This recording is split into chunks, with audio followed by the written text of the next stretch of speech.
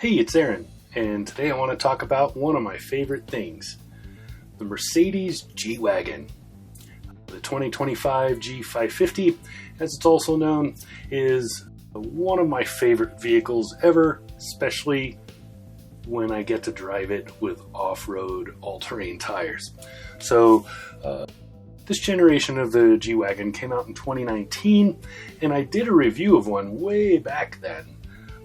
And since then, I haven't been able to drive it. This, I finally did. Had it for a week, got to do some off-roading, had a good time, drove it around. My kids hated it. It was great. Anyway, there are some downsides to this. This is a very nostalgic-driven vehicle, meaning that it has a lot of stuff that is meant to evoke the old school for this. It's a square body SUV. It sits very high. It doesn't have a whole lot of amenities in terms of the physical things that are on the car. There's really no grab handle to climb in and out. There's none of that kind of stuff. It's very much a throwback. So, but that's to me what makes it cool. It is hard to get in and out of, especially in the back. There are some places to grab, there are handles to grab, but they're not really situated well. So you still really just kind of have to physically climb into this vehicle. It's cumbersome on the road. It's a big, square, tall SUV. It drives like a Jeep. That's the best way to describe it. There's not a ton of body roll, but there is body roll. There is a feeling of being off center sometimes, that sort of thing, especially if you're driving at speed and if you're turning. It is pretty maneuverable for such a big vehicle, but it's still big, so the bulk is going to be there. And it square, tall windshield and all of that means wind noise. There's no way to get around that. All of those are things that I and most people who buy this are probably perfectly willing to overlook and not care that much about. I love the door handles with the push button, the old school setup like that. I love the way it feels to be in it. And I love the fact that it has all the modern tech inside, even though it is still a throwback vehicle. So there are basically three iterations of the G-Wagen here. The G550 is what I drove, and then I have the electric one coming very, very soon, so you'll see a review for that. So the G550 is kind of the base model here. It is a turbocharged 3-liter 6.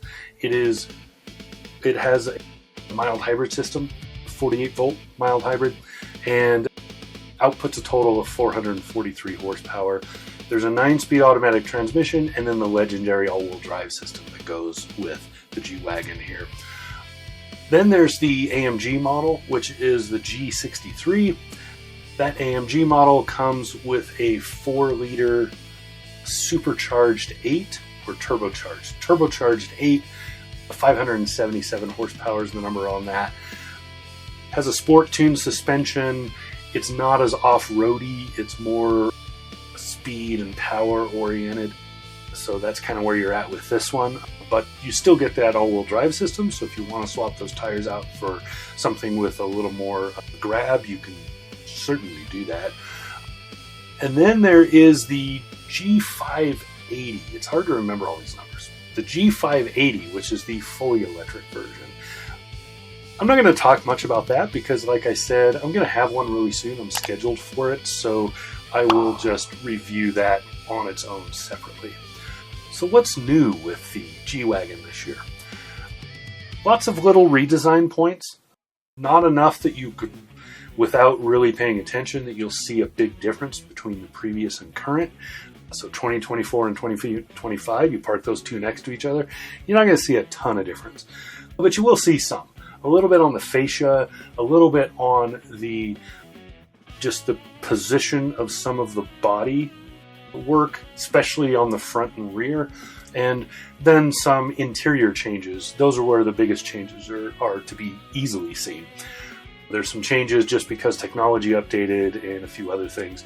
Also some changes just so that resulted in some changes in the dashboard and stuff. But for the most part, it's still the same. This generation is now, what is that, 6 years old? So I expect we won't see major changes to the G-Wagen for at least another 3 or 4 years. And honestly, I don't think it needs a ton of change. If it does change towards ergonomics, I think that will take away from both the nostalgia and just the uniqueness and capability of this vehicle.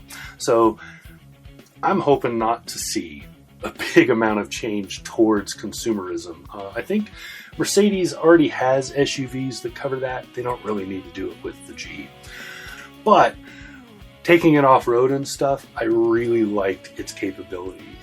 It has a reputation that it keeps. Now, is it as good as, say, a Rubicon or something along those lines? Probably not. This is not a rock crawler or mountain climber right out of the box. It's exceedingly capable. It will do more than what most people would want it to be able to do. But in the end, you are driving a six-figure vehicle that's high six figures. This is not a just broke 100,000. It starts at 150 to buy one of these, give or take. And most people are going to be more towards the 170 or so by the time they add all of the stuff they want for this thing. Plus you've got shipping destination, which for any Mercedes vehicle is not cheap. And then this is an import, so tariffs will also affect it now. So yeah, this is not the kind of vehicle where you just take it out and the shrubs take some trim off. You don't care. You very much care with this vehicle. So it drives a little different because the person driving it is going to treat it a little different in terms of doing that off-road stuff. But I had a good time with it. It climbed everything, bounced on stuff, did a good job of getting around things, went through the puddles, did all that stuff like you would want it to if you're really going to off-road it. For most of the G-Wagons that are sold are street queens. They never actually go off-road, and that's pretty much told in the story of the tires that come with it by default versus the ATs that are an option rather than the norm for it.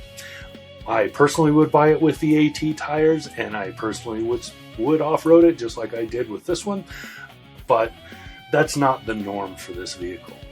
And that's a reality that we just have to acknowledge.